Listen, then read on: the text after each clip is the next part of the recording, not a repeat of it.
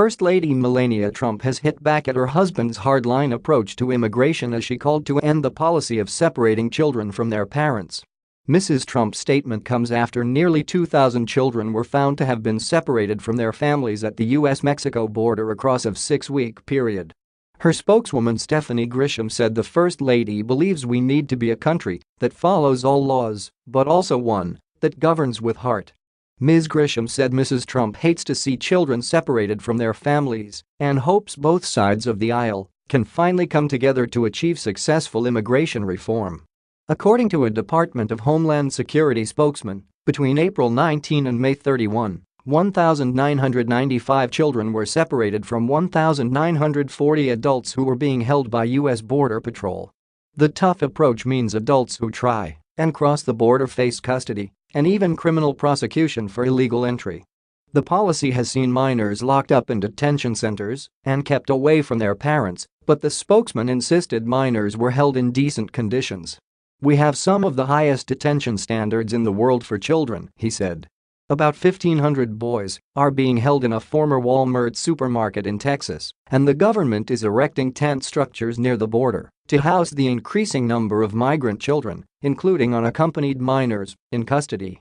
Mrs. Trump's comments follow a front page by the New York Daily News featuring a harrowing image of a crying toddler that slammed the Trump administration's controversial policy.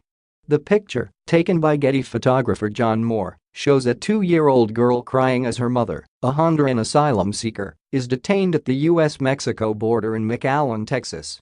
The tabloid ripped into Mr. Trump, labeling him a lying coward. The only thing worse than the nauseating cruelty of President Trump's immigration policy, captured perfectly by the agonizing stories of young children forcefully being separated from their parents at the border, is the craven dishonesty with which he attempts to sell it to the American people, the editorial read. The U.S. president tried to blame the separation practice on a law passed by Democrats, but it's unknown what law he was referring to. False. False. False, the editorial reads. A bipartisan 2008 law merely gave the government flexibility in processing border-crossing immigrants. In a tweet on Sunday, the U.S. president called for a bipartisan approach to create new immigration laws. But according to the BBC, critics of Mr. Sessions' zero-tolerance approach have said congressional action is not required to appeal or amend the policy. A top White House advisor also tried to distance the Trump administration from responsibility regarding the tragic immigration issue. Kellyanne Conway told NBC's Meet the Press on Sunday that nobody likes pulling apart families.